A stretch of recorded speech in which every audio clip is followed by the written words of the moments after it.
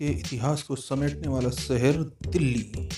भारत का राजधानी क्षेत्र दिल्ली विश्व की घनी आबादी वाले शहरों में से एक दिल्ली एशिया की ताकतवर शक्ति का केंद्र है। दिल्ली विभिन्न प्रकार के मत, पंथ, धर्म और संप्रदाय का घर है। दिल्ली ऐतिहासिकता को समेटे इस शहर में अनेकों स्मारक हैं।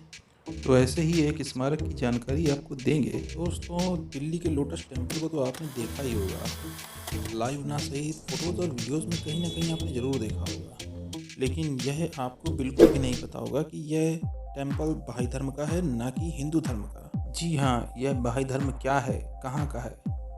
इस धर्म के फॉलोअर भारत में लगभग 2 मिलियन है। यह भारत की सबसे छोटी माइनॉरिटी है। बहुत से लोग भारत में माइनॉरिटी खतरे में है। वो लोग आंख खोल कर देखें कि पूरे संसार में भारत ही बहाई धर्म का सबसे बड़ा घर है, जबकि बहाई धर्म कोई भारत में जन्मा धर्म नहीं है।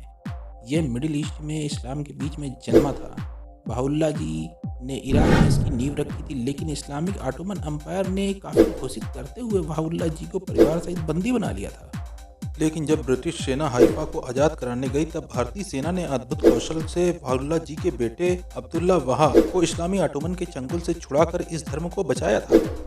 इस धर्म के काफी लोग उस समय भारत आ गए थे। भारत की सनातन संस्कृति का ही प्रेम है कि यहाँ छोटे से छोटा धर्म और समुदाय भी स्वतंत्रता और बिना भेदभाव के अपने धर्म को प्रैक्टिस करते रहता है, जबकि यही धर्म मिडिल ईस्ट में वजूद भी नहीं बचा पा रहा है।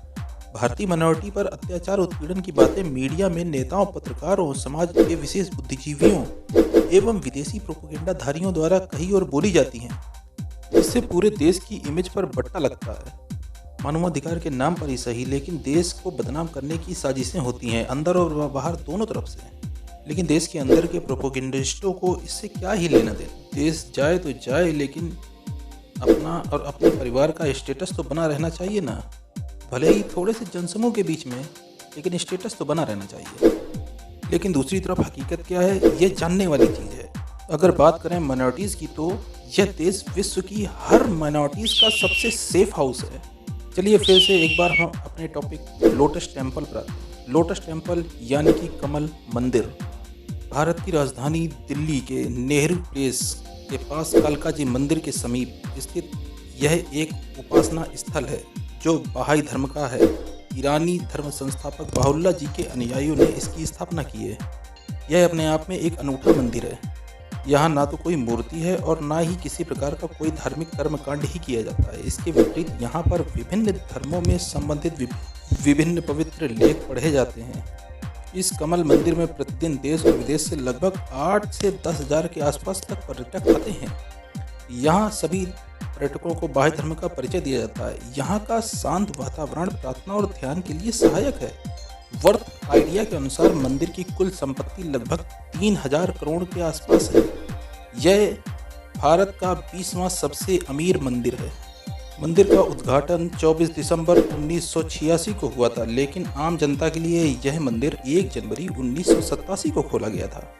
बहाई धर्म एक स्वतंत्र धर्म है। यह एकेश्वरवाद और विश्व भर के विभिन्न धर्मों और पंथों की एकमात्र आधारशिला पर जोर देता है। इस धर्म के अनुयायी बहाउल्लाह पूर्व के अवतारों बुद्ध, कृष्ण, ईसा, मूसा, जरथुस्त्र, मोहम्मद आदि की वापसी मानते हैं। किताब-ए-अक़दस बहाइयों का प्रमुख और मुख्य धार्मिक ग्रंथ है। वहीं बहाई मतों के मुताबिक दुनिया के सभी मानव धर्मों का एक ही मूल है।